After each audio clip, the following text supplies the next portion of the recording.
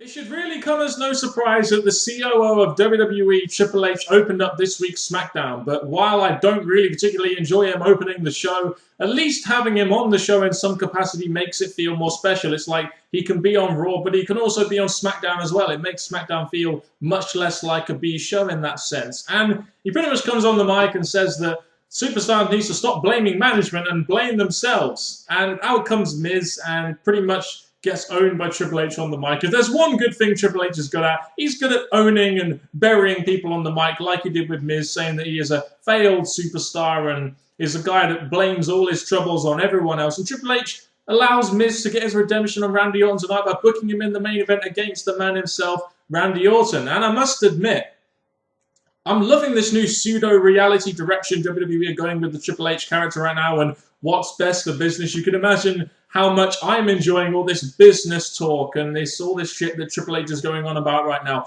I can't help. Triple H just feels so natural in this egotistical, I'm the god of everything in WWE kind of role right now. He just feels so natural at it. And I'm kind of getting the feeling that may be because that is just because it's him. I still don't care about Alberto Del Rio. I really don't. You can put as many world titles on him as you can. You can give him as much of a big push as you can. You can put him up against guys like RVD that may have some kind of name power in the business. But at the end of the day, the character isn't resonating with me. And it's even worse now that not even Ricardo is there to give him that sort of unique feeling introduction that he used to have. And he now just feels like a bland guy who's in the main event that really shouldn't be there, in my opinion. Just kind of how I feel. This match against R-Truth, I really didn't care about this too much. I mean, didn't we see this match last week? Hasn't he jobbed to Del Rio now? He's kind of become his own little personal jobber now, R-Truth has. And, so you have Del Rio winning the match by submission, of course. You have RVD taking out Del Rio with a chair. And it looks like they're going to be having some kind of hardcore match at Battleground, which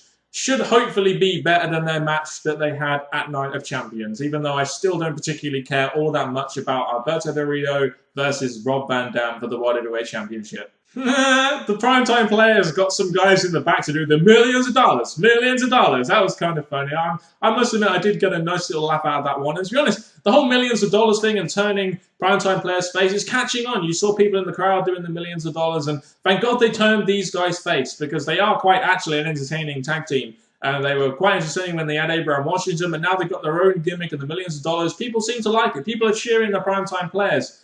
They had a match with the Real Americans here, and the Real Americans won this. Jack Swagger tapped out Darren Young, and I wonder if they're going to put these guys into some kind of program, maybe a #1 contendership program going towards the Shield at some point. I don't know, but I think it would be a good idea to maybe do some writing and maybe put the primetime players against Real Americans with the idea of the primetime players getting that big win and then going on to maybe win the tag team championship down the line at some point, because I don't really think the Usos are good enough to win the tag team championships. I think the next best tag team other than the Shield right now is probably the primetime players as a babyface tag team. Right now, Bray Wyatt and the Wyatt family are great characters with no direction. I mean, you pretty much saw it on this week's SmackDown. Bray Wyatt defeated Zack Ryder in pretty much what was a jobber match. And I can't help but feel this mainly falls down to two things. And one of the things is because it didn't really feel like WWE had a long-term plan for the Wyatt family. It's like they brought them in, they faced Kane. Well, Kane is not there anymore, so now they're kind of doing nothing. And the second thing is there's no Kane. I mean,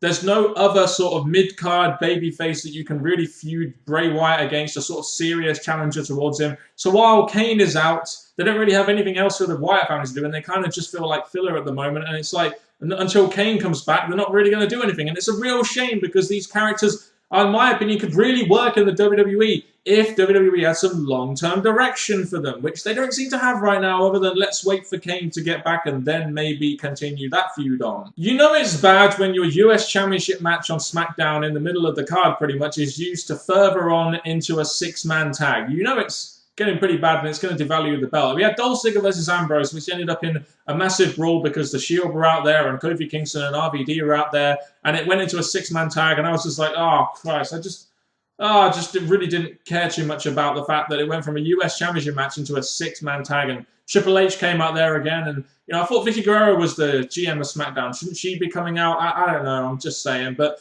kind of devalues the belt a little bit when it's more of a prop device to a six-man tag rather than actually being like the focus of a certain segment. And the Shield get the win here, and yeah, that's really all I have to say about this. I mean, are they going to do Dolph Ziggler versus Dean Ambrose at Battleground for the US Championship? Is Dolph Ziggler still in the doghouse? Probably so. God, Triple H was in full burial mode tonight, wasn't he? We had this Big Show interview where he's basically saying he's a wreck and he needs to do what's best for his family. And you had Triple H coming in saying, "Oh, maybe if that's what you want, Big Show, I can try and find you another job as a paper boy or a doorman or security or something like that." And Triple H in full burial mode, man. I mean, I understand that this interview was to continue on this storyline that Big Show is broke and everything, and I don't like the fact that Big Show is crying and everything, but there we go, I guess. Looks like AJ Lee has got some backup now in the form of Tamina. And she went on to defeat Cameron Lynn in what was pretty much another jobber match. And I don't really have too much to say about this. I like the little sort of old school superstar style video thing they had at the beginning with AJ Lee, with that little interview saying that, with all the divas being, enemies of her, including the Total Divas, that she kind of needed some backup. And at least it's a good way of getting someone like Tamina on TV and featuring her in somewhat. It's another diva that we really haven't seen too much of, at least on TV. We got the best in the world on Smackdown this week. That's right, Paul Heyman made an appearance. And really, he was on the mic for about 5 minutes. And there was nothing really new here, really, from what happened on Raw and Night of Champions. It was just one of those sort of like Smackdown, let's get some continuation storyline stuff on the show. So nothing new here really from Paul Heyman, just continuing on a storyline, what is going to essentially have more happening for it on Raw than Smackdown really is. It is one of the main the biggest storylines in WWE, I would say. I don't really want to talk too much about the Santina Marella segment. The only thing I'll say about it is that it was creative to some degree, and that creativity for the Santina Marella character does make Santino's character fun to watch in the whole Cobra thing, especially for children. So I'm just going to look the other way here and just say that, this segment really wasn't for me. It was more for another demographic, and let's just move on and fight another day with the Santina Marella character, who can hopefully be some kind of mid-card babyface player down the line for WWE if they try and make his character just maybe a tad more serious. As I did last week, I'm going to just provide a sort of Rhodes family update, because it is a storyline I'm quite interested in right now. I'm not watching Raw, but I'm still watching some of the segments from Raw, which have the Rhodes family involved. And the Rhodes family came out of the crowd to attack the Shield, and they got dragged out by the security guards. That was kind of a cool moment, seeing the two brothers, going up against the Shield and attacking them from the crowd. And they had that interview as well with Triple H saying that he's going to give them some sort of proposition next week on Raw. And may I just say here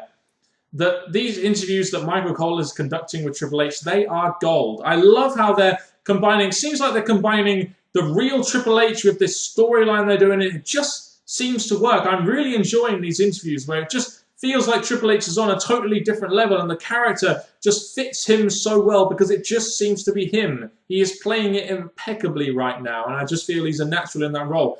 Go watch the interviews with Triple H and Michael Cole because they are gold, especially if you like business talk like me. That's what's best for business. I would also love to get your guys' thoughts on a potential Goldust and Cody Rhodes versus Shield for the tag team titles match, or maybe even now if Dolph Ziggler gets pushed out of the US Championship scene, maybe even a Rhodes family feud against the Shield. I'm just interested to get your thoughts on that. I mean, I think it could be a good way to bring Cody Rhodes back and use his family to get him over a little bit more against the Shield that have been much more prominently featured and feel like a much bigger deal now. At the end of the day, it should all be about Cody Rhodes. Goldust and Dusty Rhodes aren't doing really too much in WWE right now. It should be all about getting Cody Rhodes over and making him a big-time babyface, or at least an upper mid-card babyface in WWE, in my opinion. The main event of SmackDown, as I said in the opener, was The Miz versus Randy Orton in what was essentially a match that was about Miz trying to get his retribution on Orton for beating him up in front of his family in his hometown of Cleveland, Ohio, etc.